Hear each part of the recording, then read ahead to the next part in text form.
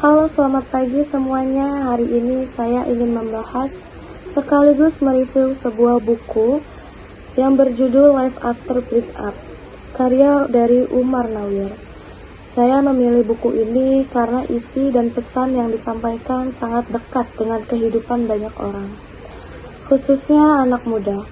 Buku ini membahas tentang patah hati, kehilangan, rasa kecewa, dan bagaimana seseorang mencoba bangkit setelah hubungan yang dijalani harus berakhir. Dan bagaimana seseorang mencoba bangkit setelah hubungan yang dijalani harus berakhir. Kalau mendengar kata break up atau putus cinta, kebanyakan orang langsung menganggap itu hanya masalah percintaan biasa. Padahal sebenarnya kehilangan seseorang yang sudah menjadi bagian dari hidup kita bisa memengaruhi banyak hal, mulai dari emosi, cara berpikir, sampai cara kita memandang diri sendiri. Menurut saya, itulah yang coba dijelaskan oleh penulis dalam buku ini.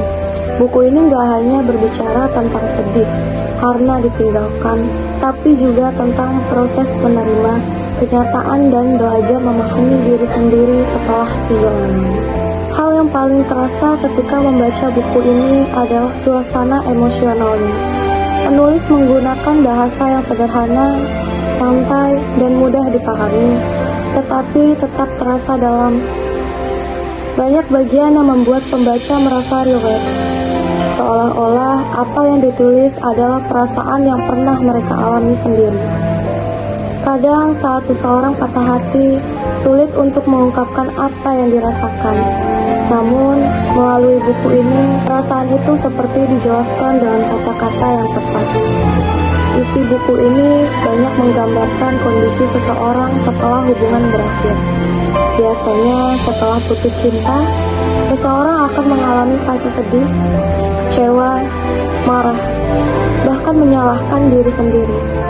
Ada rasa kehilangan karena seseorang yang sebelumnya selalu ada, tiba-tiba pergi begitu saja. Penulis menjelaskan bahwa kondisi seperti itu sangat manusiawi. Tidak semua orang bisa langsung kuat atau langsung move on. Setiap orang punya waktu dan caranya masing-masing untuk sembuh. Menurut saya, salah satu bagian paling penting dari buku ini adalah ketika penulis membahas tentang berdamai dengan diri sendiri. Menurut saya, satu hal paling penting dari buku ini adalah ketika penulis membahas tentang berdamai dengan diri sendiri. Banyak yang setelah putus hubungan justru terlalu keras terhadap dirinya sendiri. Mereka merasa kurang baik, kurang menarik, atau merasa gagal mempertahankan hubungan. Kadang dua orang memang dipertemukan hanya untuk saling belajar, bukan untuk bersama selamanya. Dalam sudut pandang filsafat komunikasi, buku ini menunjukkan bahwa komunikasi bukan hanya berbicara dengan orang lain, tetapi juga bagaimana seseorang berbicara dengan dirinya sendiri. Setelah patah hati, seringkali pikiran manusia dipenuhi pertanyaan seperti, apa aku kurang baik? Kenapa semuanya berubah? Atau kenapa dia pergi? Pikiran-pikiran seperti itu adalah bentuk komunikasi internal dalam diri manusia. Buku ini mengajarkan bahwa penting untuk mengontrol cara kita berbicara kepada diri sendiri agar tidak terus terjebak dalam rasa sakit. Selain itu, buku ini juga memperlihatkan bagaimana komunikasi dalam hubungan bisa mempengaruhi kehidupan seseorang. Banyak hubungan yang sebenarnya berakhir bukan hanya karena hilangnya rasa sayang, tetapi juga karena kurangnya komunikasi, kurangnya pengertian, dan tidak ada keterbukaan satu sama lain. Dari sini kita bisa belajar bahwa komunikasi yang baik sangat penting dalam mempertahankan hubungan. Hal lain yang cukup menarik adalah bagaimana buku ini membahas tentang kenangan. Ketika seseorang kehilangan orang yang dicintai, biasanya yang paling sulit dilupakan bukan hanya karena orangnya, tetapi juga kebiasaan, perhatian kecil, dan momen-momen sederhana yang pernah dijalani bersama. Penulis menjelaskan bahwa kenangan memang tidak mudah hilang, tetapi manusia juga harus belajar menerima bahwa hidup tetap berjalan, walaupun seseorang pergi. Buku ini juga mengajarkan bahwa rasa sakit sebenarnya bisa membuat seseorang menjadi lebih dewasa. Banyak orang setelah mengalami patah hati justru menjadi lebih mengenal dirinya sendiri.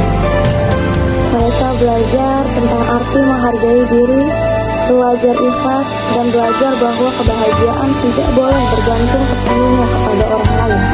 Menurut saya pribadi, pesan ini penting, karena banyak anak muda yang merasa hidupnya hancur hanya karena kehilangan seseorang. Selain membahas kesedihan, buku ini memberi harapan kepada pembaca. Penulis tidak memaksa pembaca untuk cepat-cepat melupakan. Buku ini mengingatkan bahwa tidak apa-apa merasa sedih, tidak apa-apa menangis, karena semua itu bagian dari proses menjadi lebih kuat. Menurut saya, kelebihan utama dalam buku ini adalah cara penulis menyampaikan pesan realistis dan emosional. Banyak kutipan dalam buku ini yang terasa sederhana tapi sangat dalam maknanya. Pembaca bisa merasa dipahami dan tidak sendirian dalam menghadapi kehilangan. Buku ini juga cocok dibaca oleh anak muda karena bahasanya ringan dan mudah dimengerti. Namun, buku ini juga memiliki sedikit kekurangan karena berfokus pada sisi emosional. Beberapa bagian terasa cukup melankolis dan berulang. Bagi sebagian pembaca, buku ini mungkin terasa terlalu sedih, tetapi justru dari situlah kekuatan dari buku ini. Karena penulis benar-benar ingin menggambarkan perasaan kehilangan secara nyata. Dari buku ini saya belajar bahwa patah hati bukan akhir dari kehidupan. Kehilangan memang menyakitkan, tetapi hidup harus tetap berjalan. Setiap rasa sakit pasti membawa pelajaran. Kadang manusia perlu jatuh dan kecewa agar bisa tumbuh menjadi pribadi lebih kuat dan lebih dewasa. Sebagai kesimpulan, Life After Breakup ini bukan hanya buku tentang percintaan, tetapi juga tentang kehidupan, emosi, dan perasaan memahami diri sendiri. Buku ini mengajarkan bahwa setiap luka memiliki makna, dan setiap kehilangan itu bisa menjadi proses pembelajaran untuk masa depan. Menurut saya, buku ini sangat cocok dibaca oleh anak muda karena banyak pesan tentang kehidupan dan pentingnya